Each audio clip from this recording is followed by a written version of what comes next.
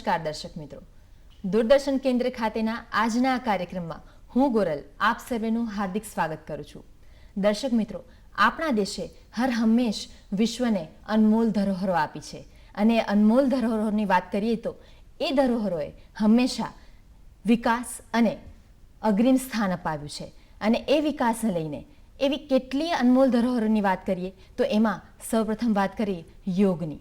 યોગ એક એવી વિષય વસ્તુ છે કે જેને જાણવાની, જેને સમજવાની સૌ કોઈને ઉત્કંઠા હોય કે યોગનું મહત્વ શું કામ, દરેક લોકો આજકાલ યોગને આટલું બધું મહત્વ શું કામ આપે છે, આપને પણ છે.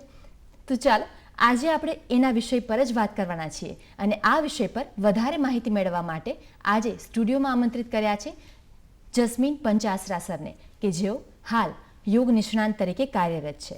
સર, સૌપ્રથમ આપનું હાર્દિક સ્વાગત છે સ્ટુડિયોમાં. સર, દર્શક મિત્રોની સાથે સાથે અમને પણ ઉત્કંઠા છે કે યોગ એટલે શું અને યોગની શરૂઆત કયા સમયથી થઈ છે એના વિશેની વાત કરશો. આજે આપણે જે યોગનો અભ્યાસ કરી રહ્યા છીએ 21મી સદીમાં, એ યોગનો આપણને સંદર્ભ હજારો વર્ષો પહેલાં મળે છે આપણા વેદ પુરાણમાં.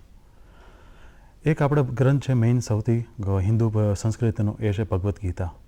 ભગવદ્ ગીતામાં ભગવાન શ્રી કૃષ્ણ અર્જુનને કહે છે, હે અર્જુન, આજે ભગવદ્ ગીતામાં હું તને યોગ સમજાવું છું. એ યોગનો સંદર્ભ સૂર્યએ મનુને કીધું, મનુએ ઈશાવાક્ષુને શીખડાવ્યું, ઈશાવાક્ષુને બાકીની માનવ જાતિને શીખડાવ્યું અને આજે એ જ યોગ હું તને આજે ફરીથી કહી રહ્યો છું. આ યોગ આપણે આજે અભ્યાસ કરી રહ્યા છીએ તો ખાલી આસન અને પ્રાણાયામનો અભ્યાસ બહુ ઉપરથી કરી રહ્યા છીએ.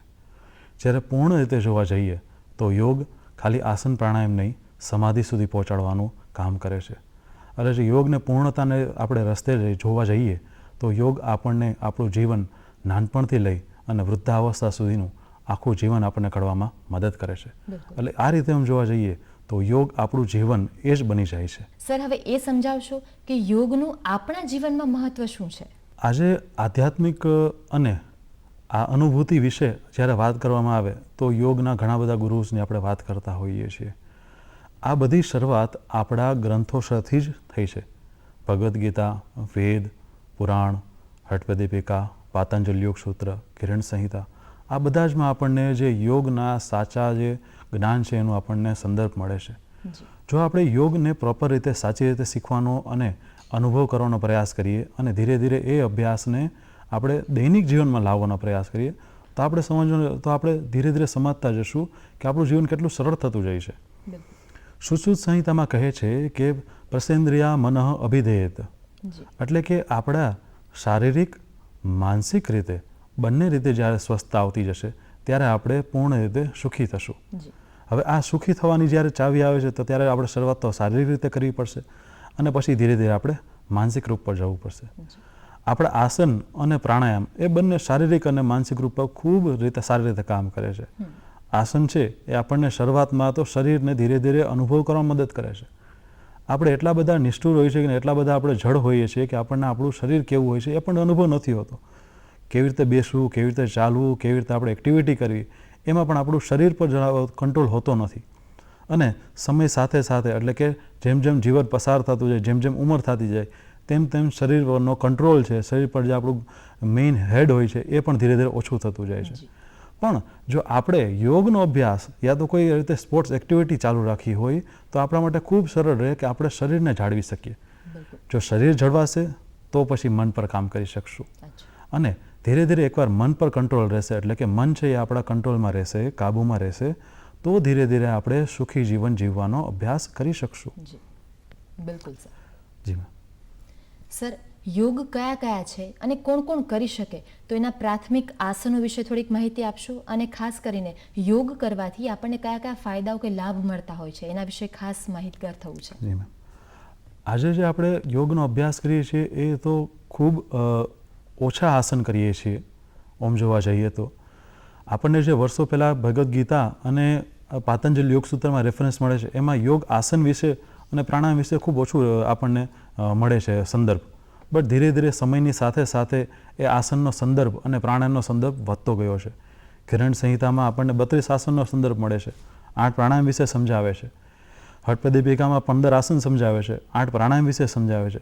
તો આમ ધીરે ધીરે સમયની સાથે સાથે આસન અને પ્રાણાયામનો વિકાસ ખૂબ થયો છે આપણે આજે જે અભ્યાસ કરી રહ્યા છીએ, જે આપણે આજકાલ આસપાસ આપણી સોસાયટીની આસપાસ જે લોકો યોગ કરતા હશે એ બધા મોસ્ટલી 1-1.5 કલાક 2 કલાક યોગ કરે, તેમાં 1.5 કલાકમાંથી 1.25 કલાક જેવો આસનનો અભ્યાસ હોય અને 15 મિનિટ જેવો પ્રાણાયામનો અભ્યાસ હોય.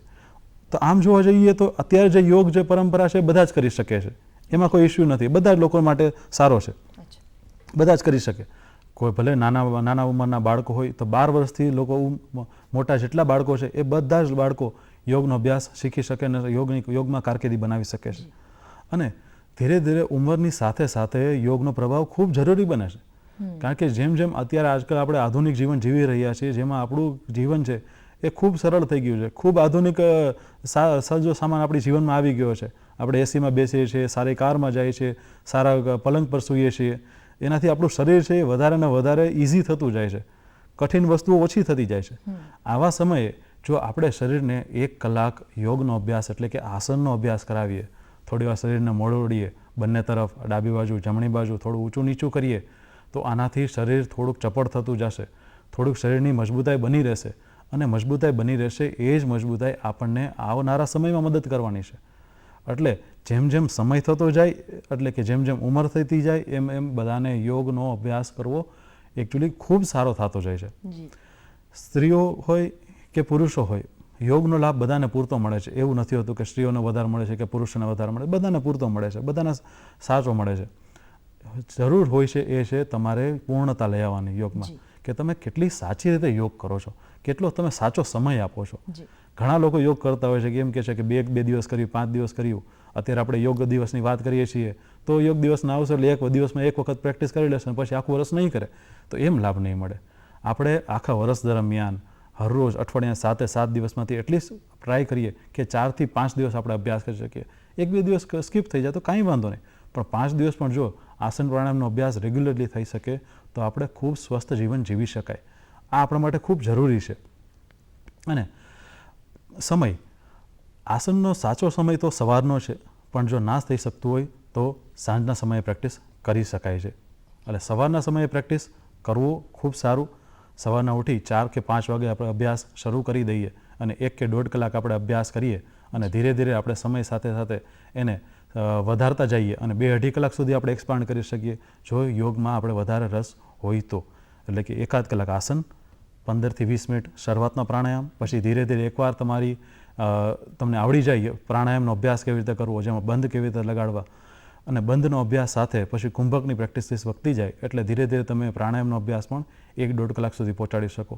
આમ આસન અને પ્રાણાયામનો અભ્યાસ જ આપણે 3 કલાક સુધી દરરોજના દિવસ દરમિયાન આપણે વધારી શકીએ છીએ. સર, યોગ વિશે તો ઘણી બધી માહિતી મળી, પ્રાથમિક આસનો પણ તમે અમને જણાવ્યા. હવે અમે બધા ઉત્સુક છીએ એ જોવા માટે, તો આપ અમને એ આસનો જોવાનો મોકો આપશો? અને અહીંયા ઉપસ્થિત છે સેજલબેન, એમની પાસેથી આપણે આસનો કયા કયા છે જેને પ્રાથમિક ગણાવી શકાય, જે કોઈ પણ ઉંમરના લોકો જે યોગની હજી શરૂઆતના સ્ટેજ પર છે એ લોકો, આપે જેમ વાત કરી એમ વીકના 4 થી 5 દિવસ એનો અભ્યાસ કરી શકે. તો હવે દર્શક મિત્રો આપણે આસનો જોઈએ. હવે આપણે બેઠા બેઠા આસન જોઈ લઈએ. તો બેઠા બેઠા આસનમાં આપણે એક બટરફ્લાય એટલે કે ભદ્રાસન આસન કરશું. એના માટે આપણે શું કરશું, બંને પગને ગોઠણથી વાળી લેશું, બંને પગના તળિયા જોડી લેશું અને બંને હાથથી બંને પગને પકડી રાખશું અને બંને ગોઠણ નીચે જેટલા જઈ શકે એટલા લઈ જવાનો પ્રયત્ન કરવાનો છે. જોર લગાવી, જોર જબરદસ્તી શરીર સાથે જરા પણ નથી કરવાની. આવી રીતે આપણે આસન કરવાનો પ્રયાસ કરશું. આ આસન ઓફિસ યોગામાં જો આપ લોકો કરી શકો તો સારું, થઈ શકે તો ખૂબ સારું છે, કારણ કે જોર જબરદસ્તી કરીને અભ્યાસ કરવાનો પ્રયત્ન કરવાનો નથી. જેટલું થઈ શકે તો સારી વાત છે, ના થઈ શકે તો કોઈ જ વાંધો નહીં.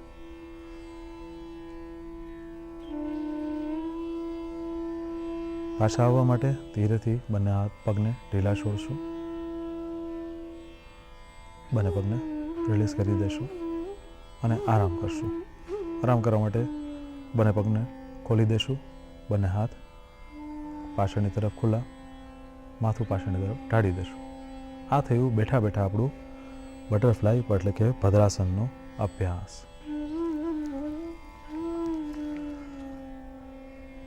ત્યારબાદ હવે આપણે પ્રાણાયામનો અભ્યાસ કરશું. પ્રાણાયામમાં આપણે એક નાડી શોધન પ્રાણાયામ, એનો અભ્યાસ સૌથી વધારે કરશું, કારણ કે નાડી શોધન પ્રાણાયામ, અનુલોમ વિલોમ પ્રાણાયામથી મન ખૂબ શાંત થાય છે. મન શાંત થશે તો ઓટોમેટિક આપણે આપણું જે સ્વસ્થ જીવન છે એ જીવી શકશું. સ્ટ્રેસ છે દૂર કરી શકશું, એન્ઝાયટી દૂર કરી શકશું, ડિપ્રેશનને દૂર કરી શકશું. એ કરવા માટે આપણે પદ્માસન યા અર્ધ પદ્માસન વાળી લેશું.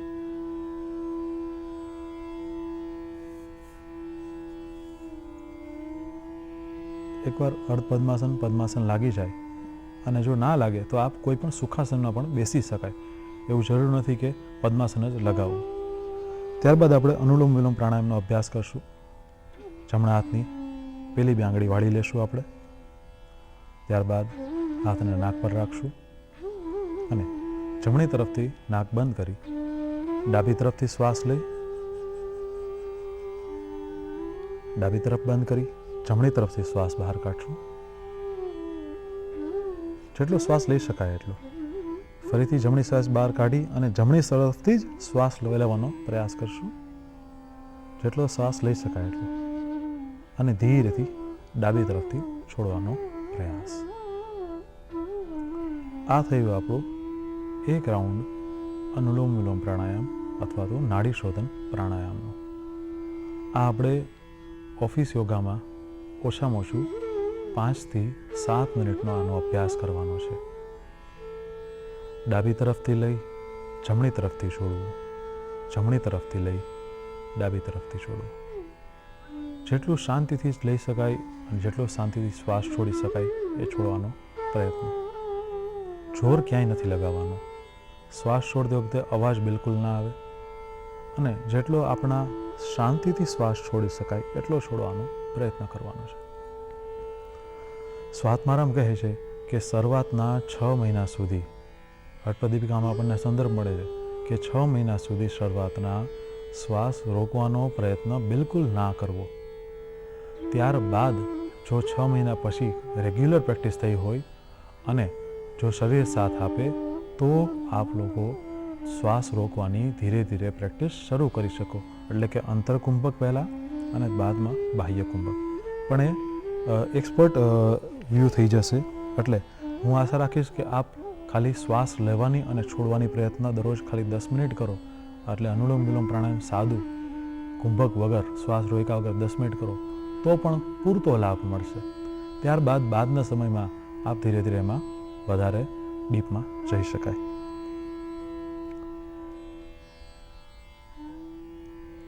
ધીરેથી ડાબી તરફ શ્વાસ છોડી અને રાઉન્ડને પૂર્ણ કરશું અને શાંત બેસીશું.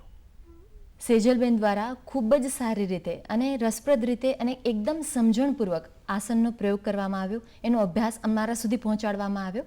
એટલે દર્શક મિત્રોને પણ ચોક્કસ સમજાયું હશે કે આપણે યોગનો અભ્યાસ કઈ રીતે કરવો જોઈએ અને પ્રાથમિક આસનો આ પ્રકારના હોઈ શકે અને આપણે આ રીતે પ્રેક્ટિસમાં એને લાવી શકીએ. જી સર, હવે મને એ પ્રશ્ન થાય કે આપણે દરરોજ આસન, યોગ, પ્રાણાયામ આ બધું જ ના કરીએ અને આ બધામાંથી કોઈ પણ એક વસ્તુ કરીએ તો શું ચાલે? ચાલે છે, બિલકુલ ચાલે. આપણે એકચ્યુઅલી જો અભ્યાસ જો નોર્મલ લોકોને નોર્મલ જીવનમાં, ઠીક છે કે જે તમે કામ કરતા હો 8 થી 10 કલાક, એટલે ચોખ્ખી વાત છે કે તમે દિવસના 5-6 કલાક કે 2-3 કલાક તમે નથી કાઢી શકવાના. તો આવા સમયે તમે દરરોજ દિવસના 30 થી 40 મિનિટ કાઢીને એક દિવસ આસનનો અભ્યાસ કરો તો બીજે દિવસે થોડો પ્રાણાયામનો અભ્યાસ કરો, જેથી આ શરીર ઉપર પણ કામ થાય અને પ્રાણ ઉપર એટલે કે શ્વાસને લેવા અને છોડવાની શ્વાસ પ્રશ્વાસની પ્રક્રિયા ઉપર પણ કામ થાય. કારણ કે બંને વસ્તુ જરૂરી છે. ખાલી આસન કરવા એટલે કે શરીરને મોડવું અને શરીર પર કામ કરવું એટલું જરૂરી નથી, પણ સાથે પ્રાણાયામ પર કરવું જરૂરી છે અને સાથે એવી રીતે ધ્યાન પણ કરવું જરૂરી છે. એટલે બીજા ત્રીજા દિવસે તમે એવી રીતે કરી શકો કે ત્રીજા દિવસે થોડી વાર તમે અડધી કલાક કે 1 કલાકનો તમે ધ્યાનનો અભ્યાસ કરો. થોડી વાર આસન, થોડી વાર પ્રાણાયામ, થોડી વાર ધ્યાન. આવી રીતે તમે કરશો તો પણ ચાલશે. અને એવું પણ કરી શકાય કે 2 થી 3 આસન કરીએ, પછી 2 થી 1 થી 2 પ્રાણાયામ કરીએ અને 5 થી 10 મિનિટનો ધ્યાનનો અભ્યાસ કરીએ. એવી રીતે એક કોમ્પેક્ટ સિસ્ટમ કરીને 30 થી 40 મિનિટનું એક શેડ્યુલ બનાવીને પ્રેક્ટિસ કરશું તો પણ ચાલે. પણ જરૂરી છે કે નિયમિતતા. નિયમિતતા જેટલી જળવાઈ રહેશે, દરરોજ જેટલું કરતા રહેશું એનો લાભ વધારે મળશે. કારણ કે એક દિવસ કરવાથી કાંઈ આપણું છે સ્વસ્થ જીવન નથી બની જવાનું. સર, આપણે વાત કરી કે યોગમાં પ્રાણાયામ, તો પ્રશ્ન એ થાય કે પ્રાણાયામ એટલે શું અને પ્રાણાયામનું મહત્વ શું છે અને કયા પ્રકારે આપણે પ્રાણાયામની શરૂઆત કરી શકીએ? હવે પ્રાણાયામ વિશે તો ખૂબ જ સંદર્ભ આપણને મળે છે. એક સંદર્ભ આપણને હઠપ્રદીપિકામાં મળે છે. પ્રાણાયામ યુક્તેન સર્વયોગશયો અયુક્ત અભ્યાસ અને સર્વયોગ મુક્તે.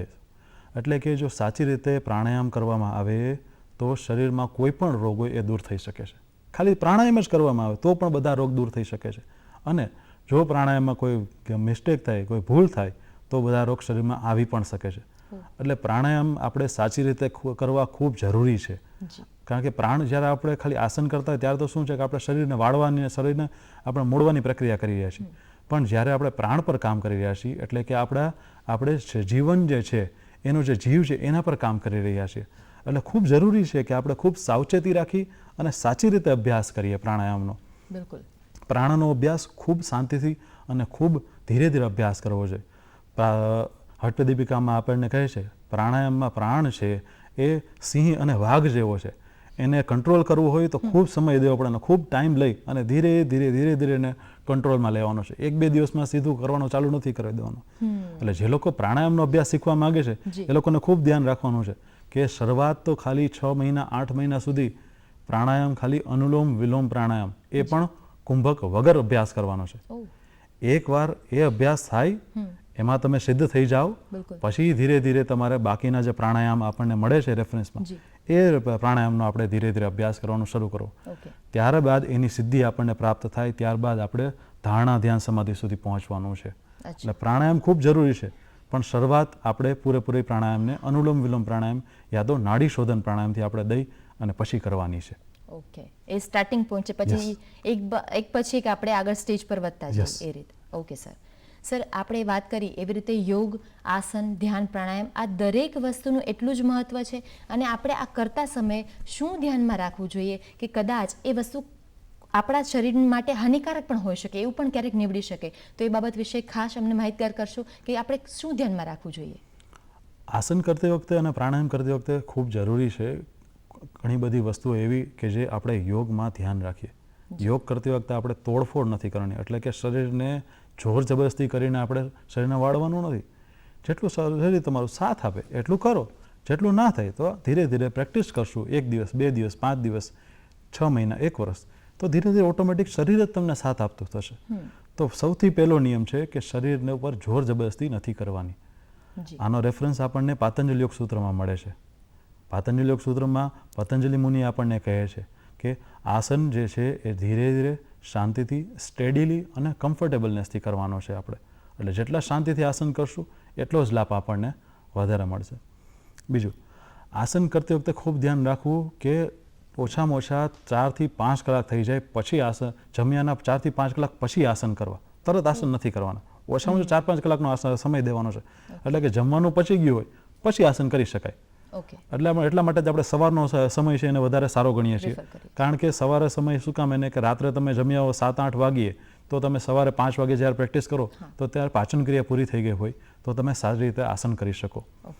અને સાંજના સમયે જો આસન કરવા છે તો પછી ઓછામાં ઓછું તમારે 1-2 વાગે જમી લ્યો તો પછી તમે 5-6 વાગ્યા પછી તમે કલાકનો અભ્યાસ કરી શકો. ત્યારબાદ આસન કરતી વખતે હંમેશા ધ્યાન રાખવું કે હળવા અને ઇઝી કપડાં પહેરીને રાખવા. બહુ ટાઈટ કપડાં પહેરીને આસન કરવાના નથી, જેથી તમારું શરીર છે શાંતિથી વળી શકે અને શરીરને તમે અનુભવ કરી શકો. કારણ કે યોગ છે એ અનુભવનો વિષય છે અને અનુભવ થશે તો પછી આપણે આગળના જે વિષયો છે એમાં જઈ શકશું. એટલે હળવા કપડાં પહેરી રાખવા જેથી શરીર છે એ તમને પૂરેપૂરો સાથ આપી શકે, શરીરને આપણે અનુભવ કરી શકીએ. ત્યારબાદ એક છે કે યોગ આસન કરતી વખતે હંમેશા શ્વાસ લેતું રહેવાનું છે. જ્યાં સુધી તમે જો કોઈ યોગ ટીચર સાથે ભણતા હો, એની સાથે તમે યોગ કરતા શીખતા હો, ઠીક છે, આસન પ્રાણાયામ શીખતા હો, તો જ્યાં સુધી કોઈ ટીચર તરફથી પર્ટિક્યુલર તમને એવું કહેવાનું નથી આવતું કે તમે શ્વાસ રોકો, ત્યાં સુધી કોઈ આસન કે કોઈ પ્રાણાયામમાં શ્વાસ રોકીને શરૂઆત કરવી જ નહીં. હંમેશા શ્વાસ લેતો રહેવો. કે શ્વાસ લેતા રહેશું તો સાચી રીતે આસન થશે. એટલે એ ખૂબ ધ્યાન રાખવું જરૂરી છે. ત્યારબાદ આપણે એક મોટી મહત્વની વાત રાખવાની છે કે આસન કરી ત્યારે આસન પછી આપણે શવાસનનો અભ્યાસ કરવાનો છે. કારણ કે આપણે જ્યારે આસન કરીએ છીએ ત્યારે આપણા શરીરમાં થાક લાગશે અને થાક લાગશે પછી આપણે જો શરીરને શાંત થવા દેશું તો આવનારું આસન છે યા તો પ્રાણાયામ છે એમાં આપણે વધારે સારી રીતે એમાં આપણે પરફોર્મ કરી શકશું. જો શરીર થાકેલું હશે તો બીજા આસનમાં સાચી રીતે આસન થઈ નહીં શકે અને એ ખૂબ આપણે પ્રોબ્લેમેટિક થઈ જાય. એટલે ધ્યાન રાખવાનું છે કે દરેક આસન બાદ આપણે થોડીવાર શવાસનનો અભ્યાસ કરીએ જી. અને એકવાર શવાસનનો અભ્યાસ થાય, શરીર શાંત થાય, શ્વાસ સામાન્ય થઈ જાય, પછી બીજું આસન શરૂ કરીએ. એ જ રીતે ત્રીજું, પછી એના પછી બીજું, હરેક આસન. અને લાસ્ટમાં જ્યારે 1 કલાક કે સવા કલાક, 1.5 કલાકનો જ્યારે આસનનો ક્લાસ કમ્પ્લીટ થાય, પછી લાસ્ટમાં અગેન પાછું 5 થી 10 મિનિટ શવાસનનો અભ્યાસ, જેથી જે પૂરી થકાન આવી છે એ પૂરી થકાન નીકળી જાય આસનથી. આપણે શરીરને થકાવવા માટે આસન નથી કરતા, પણ છતાંય કારણ કે શરીર પર કામ કરીશું એટલે થોડો થાક લાગવાનો છે, પણ શવાસન કરશું તો એ થાક પણ દૂર થઈ જશે. જેથી આપણે બાદમાં પ્રાણાયામ કરશું, એ પ્રાણાયામનો લાભ પણ પૂરતો મેળવી શકાય. સર, આપની માહિતી ખરેખર અમને ઉપયોગી થઈ પડે છે. ખાસ અત્યારે આપણા જે દર્શક મિત્રો આપણને જોઈ રહ્યા છે, સાંભળી રહ્યા છે, એ લોકો માટે આપની કઈ સલાહ એવી હશે કે ઘરે બેસીને પણ એ કોઈ પણ એજના વ્યક્તિ હોય પણ આરામથી આસન, યોગ, ધ્યાન, પ્રાણાયામનો અભ્યાસ કરી શકે, એના માટે આપ 2 શબ્દો શું કહેવા માંગશો? આજે આપણે જે આસન જોયા અત્યારે, એ આસન તમારા સમજણ માટે હતા અને સમજવાનું છે, આસન શીખવાના છે, પણ તમારે ઘરે અત્યારે શરૂઆત નથી કરી દેવાની. આના માટે તમારે તમારા આસપાસના કોઈ યોગા ટીચરને તમે મળો, એને મળી તમને જો કોઈ ફિઝિકલ લેવલ પર કોઈ પ્રોબ્લેમ હોય, માનસિક લેવલ પર કોઈ પ્રોબ્લેમ હોય તો એ ટીચર સાથે ડિસ્કસ કરો. ડિસ્કસ કર્યા બાદ તમે એ ટીચરને કહો કે હવે મારે યોગ શીખવું છે, તો મારે યોગ કરી શકાય કે નહીં, પછી એ તમને કહેશે. કારણ કે બધા કોઈ શરીરમાં ઘણા બધા લોકોને રોગ હોય છે. હવે તો ઘણા બધા એવા રોગ આવી ગયા છે કે જે હવે લોકો માટે નોર્મલ થઈ ગયા છે. લોકો બ્લડ પ્રેશર ને ડાયાબિટીસને હવે સામાન્ય ગણે છે, એ લોકો માટે રોગ હોતો જ નથી. ઘણા લોકો અમારી પાસે આવે ને આપણે એમને પૂછીએ કે તમને કંઈ પ્રોબ્લેમ છે, તો કહે છે ના, અમે તો ડાયાબિટીસની દવા લઈ છીએ, બ્લડ પ્રેશરની દવા લઈ છીએ, અમને કંઈ છે નહીં ટૂંકમાં પ્રોબ્લેમ. પણ શરીરમાં એ રોગ કા છે, એટલે એને આપણે એક સાચી રીતે અને સ્વસ્થ રીતે એને હેન્ડલ કરવાની જરૂર છે. એટલે આપણે જો કોઈ શરીરમાં પ્રોબ્લેમ હોય તો બધા આસન નથી થઈ શકતા, બધા પ્રાણાયામ નથી થઈ શકતા. એટલે પહેલાં તમારે જો કોઈ પ્રોબ્લેમ હોય શરીરને તો એ તમારે ટીચર સાથે ડિસ્કસ કરી અને ટીચર જે તમને કહે કે આ આસન, આ પ્રાણાયામ કરી શકાય, એનો અભ્યાસ કરો. એટલે ટીવીમાં અને પુસ્તકમાં જોઈ અને યોગનો અભ્યાસ બિલકુલ નથી શીખવાનો. આ ખૂબ મારે લોકોને વિનંતી કરવી છે 21 જૂન પર કે આપ ધ્યાન રાખો, ટીવી પર જોઈ કે કોઈ ખાલી પુસ્તક વાંચીને અભ્યાસ નહીં કરતા. સાચા યોગ ગુરુ પાસે, સાચા યોગ શિક્ષક પાસે જઈ પદ્ધતિસર યોગનું જ્ઞાન મેળવજો, યોગ વિશે વાંચજો અને પછી યોગનો અભ્યાસ શરૂ કરજો. જી સર. સર, આપ અહીંયા આવ્યા અને આટલી રસપ્રદ માહિતી અમારા સુધી પહોંચાડી એ બદલ આપનો હાર્દિક આભાર. Thank you. ખૂબ ખૂબ થેન્ક યુ મેમ.